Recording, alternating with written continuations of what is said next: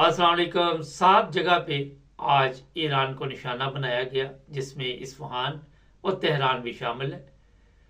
इस चीज़ की आज जनाब बाकायदा तौर पे ईरान की मीडिया ने आके ऐलान किया और बताया कि जनाब हमला हुआ है, और जो एटमी प्लांट था उससे कुछ फासले पर था और वो महफूज रहा।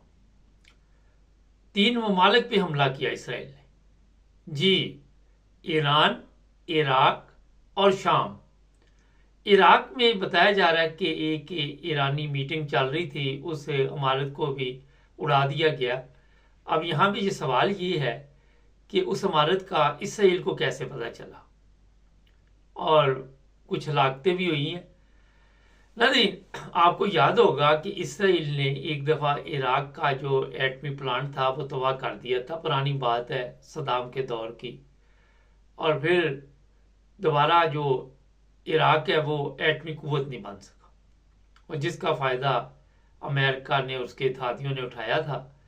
और फिर इराक को जिस तरह निस्तो नबूद कर दिया गया, वो मेरा ख्याल ज़्यादा देर नहीं गुजरी, आज भी लोगों को याद होगा। इराक के ऊपर ये इल्ज़ाम था कि ये कुछ ऐसे हथियार रखता है जो इंसानियत के लिए ख़तरा है, दूसरे ममालिक कोई नहीं रखते। और फिर उसको तबाह बर्बाद कर दिया गया। इसी तरह शाम भी आप सबके इल्म में है किस हालत में है। ईरान का जो एटमी प्लांट है उसको अब तबाह करने का मंसूबा इसराइल ने बना लिया। इसराइल हर सूरत चाहता है कि जो ईरान का एटमी प्रोग्राम है उसे ख़त्म किया जाए, जिस तरह इराक का किया था। और उसके बाद जब इनका ये एटमी जो भी प्रोग्राम है उसे ख़त्म किया जाएगा, तो फिर ईरान को भी इराक वाली हालत में लेके आने की सोची जा रही है स्कीम, जिसमें अमेरिका भी सबसे आगे है। बताया ये जा रहा है कि अमेरिका को इस हमले का इल्म नहीं था, मगर आपको पता है कि ये सब कहने की बातें होती हैं, हर चीज़ का अमेरिका को पता होता है। दूसरी तरफ ईरान ने ये कहा था कि हमने जब इराक के इसके ऊपर, इसराइल के ऊपर हमला किया, तो बाकायदा ये अमेरिका को इतला दी गई थी। अमेरिका का कहना है कि नहीं जनाब, हमें इतला नहीं मिली। खैर, अब इसराइल अजरबैजान से कुछ रास्ते मांग रहा है, वहाँ के जो वहाँ की कोई बेस मांग रहा है कि मैं ईरान को अजरबैजान के ज़रिए नुकसान पहुँचाऊँ। आज अचानक ये खबर आई तो हमारे लिए भी हैरान कुन थी कि अजरबैजान यहाँ अब कहाँ पे से आ गया। आपको ये भी पता होगा कि कई मुसलमान ममालिक जो है वो इसराइल का साथ दे रहे, उसमें उर्दन भी पेश है, और भी ममालिक का नाम आ रहे हैं। सऊदी अरब पे भी इतमाद नहीं किया जा सकता। दूसरी तरफ यमन है, वो इसराइल के ख़िलाफ़ है, ये ईरान ख़िलाफ़ है, और भी ममालिक जो है वो इसराइल के ख़िलाफ़ हैं। क्या होने जा रहा है वहाँ पे, अब आपको वो बताएंगे। अब जनाब ईरान पे हमला तो हो गया, और आपको ये भी पता होना चाहिए कि बारहा दफ़ा हमने बताया था कि इसराइल जो है वो हमला करेगा और हर सूरत करेगा, वो उसने कर दिया। पूरी मीडिया इससे भरी पड़ी है, हमने भी आपको सुबह के वक्त इतला दी थी। होता ये है कि जब हमला होता है तो पता तो नहीं चलता कितना नुकसान हुआ, वो तो बाद में पता चलता है। और ईरान का ये भी कहना है कि 3 ड्रोन उन्होंने मार गिराए हैं, लेकिन जो मिसाइल गिरे हैं वो तस्वीरें सोशल मीडिया पे इस वक्त चल रही है। कई जगह पे काफ़ी तबाही के इस वक्त जो तबाही देखी जा सकती है।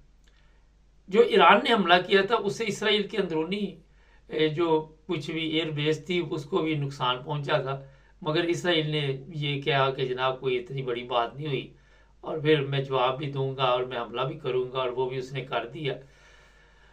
अब ये प्रॉपर एक जंग अख्तियार शुरू हो चुकी है। ये इलाका जो है जंग अख्तियार कर चुका है। और यहाँ पे आप सबको ये भी बता देता हूँ कि कई लोगों की पेशगोई भी है, बुजुर्गों की, कि जो जंग का आगाज होगा वो शाम से शुरू होगा, दमिश्क के एरिए से होगा। और आज इसराइल ने दमिश्क में भी हमला जो इसराइल इधर शाम में किया, वो इस चीज़ का सबूत है कि हालात जो हैं आहिस्ता आहिस्ता बेकाबू होते जा रहे हैं। और कई लोग अब कह रहे जी ईरान हमला नहीं करेगा, ईरान आज दोबारा किसी वक्त भी इसराइल के ऊपर हमला करेगा। और फिर ये भी मैं बता दूं कि इसराइल ने जो हमला किया वो ईरान की तरह पहले शोर नहीं डाला, खामोशी के साथ हमला किया। और कोई यूएनओ में तकरीर थी ईरान की, उसके थोड़ी देर बाद ये हमला हुआ। आज खमेनी साहब की सालगिरह भी है और इसी दिन ये पैगाम भी दिया गया। अब जनाब ईरान हो सकता है अगले चंद दिन लगे। पिछली दफा तो ईरान ने 12 दिन इंतज़ार किया, इसराइल ने 5 दिन इंतज़ार किया। अब ये इंतज़ार जो है वो कम हो जाएगा और ईरान जल्द ही हो सकता है रात को ही ऐसा ख़तरनाक कोई हमला करे, क्योंकि ये भी बताया जा रहा है कि ईरान ने इसकी मुकम्मल तैयारी की हुई है और इस दफ़ा ईरान जो है वो कोई बयान जारी नहीं करेगा और खामोशी के साथ ये हमला करेगा। एक तरफ इसराइल देख लिया पूरे अरब ममालिक को निशाना बना रहा है, जिस तरह मैंने आपको बताया कि शाम को, इराक को और ईरान को भी वो निशाना बना रहा है। तो ये मैसेज दिया जा रहा है कि मैं अकेला आपके साथ लड़ सकता हूँ और अमेरिका जो है वो बिल्कुल इसराइल के साथ खड़ा है। अब ये रूस और चाइना खुलकर ईरान की मदद करते हैं या नहीं करते, ये अभी कहना मेरा ख्याल है बड़ा मुश्किल है, क्योंकि ना तो अपनी फौज रूस वहाँ भेजेगा, ना अपने कोई प्लेन भेजेगा। अब देखते हैं वो किस तरह ईरान की मदद करता है। ईरान इस वक्त अकेला तो है, अरब कंट्री जो भी है वो आप सबके इल्म में है जिस तरह उनके हालात है। लेकिन कुछ चीज़ें मेरे सामने ये भी आ रही है कि हो सकता है कि लबनान से इसराइल के ऊपर हमला किया जाए, ईरान डायरेक्ट हमला ना करे। लेकिन फिर भी ज़हन वहीं पे आता है कि ईरान जो है वो आराम से नहीं बैठेगा और इसराइल को जो आज हमला उसने किया उसका जवाब देगा। बहुत से लोग पूछ रहे हैं जनाब ये तीसरी जंग अज़ीम बन सकती है, तो जनाब बन सकती है, कोई इतनी बड़ी बात नहीं है। आज इंडिया के जो वो वज़ीर आज़म है उन्होंने भी कहा कि ये बड़ी ही ख़तरनाक जंग शुरू हो सकती है। इंडिया ने इसराइल के लिए अपनी तमाम परवाज़ें बंद कर दी। ईरान के अंदर भी कई ऐसे प्लेन थे जिन्हें बिल्कुल उड़ने नहीं दिया गया, जो मुसाफिरों को लेके जाना चाहते थे। इस्फहान एयरपोर्ट बंद कर दिया गया और भी कई चीज़ों पे हंगामी मीटिंग हुई है। इसराइल ने भी हंगामी मीटिंग की है और ईरान ने भी, और कोई फैसला मेरा ख्याल उन्होंने किया है। जिस तरह हमले से पहले इसराइल ने बार बार बैठक की थी और फिर ये फैसला किया था कि हम हर सूरत हमला करेंगे, और मैंने आपको बता भी दिया था कि इसराइल हमला करेगा। आप अगर पुराने प्रोग्रामों में जाके देखें तो। और कुछ नादान बेचारे आज भी लिख रहे हैं कि ये ड्रामा है, तो मेरा ख्याल है कि ड्रामा तो नहीं है, मगर है तो एक जंग ही है जहाँ पे खून खराबा हो रहा है, लोग मर रहे हैं। फ़लस्तीन के लोग 35,000 मार गए। जो लोग ये लिख रहे हैं कि ये ड्रामा चल रहा है, उन्हें मेरा ख्याल गौर करना चाहिए। तो इतनी बड़ी तबाही हर तरफ है, शाम में भी है, ऐसी तस्वीरें देखी गई है, और फिर अपना इराक में भी है, फिर ईरान में भी है, फिर इसराइल में भी है।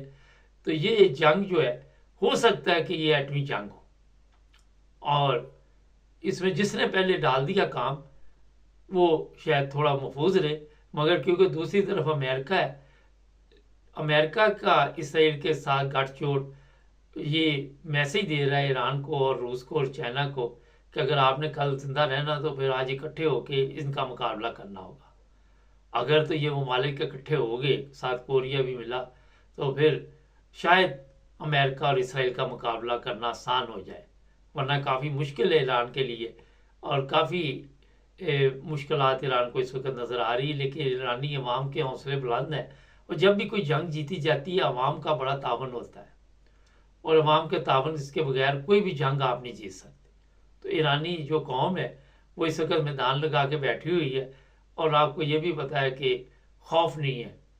ये इस्लामी तालीमात भी है कि डरना नहीं है मौत से, मौत बरहक है, और शहादत की मौत जो है वो सबसे अच्छी है। ये चीज़ें तो आप सबको पता है।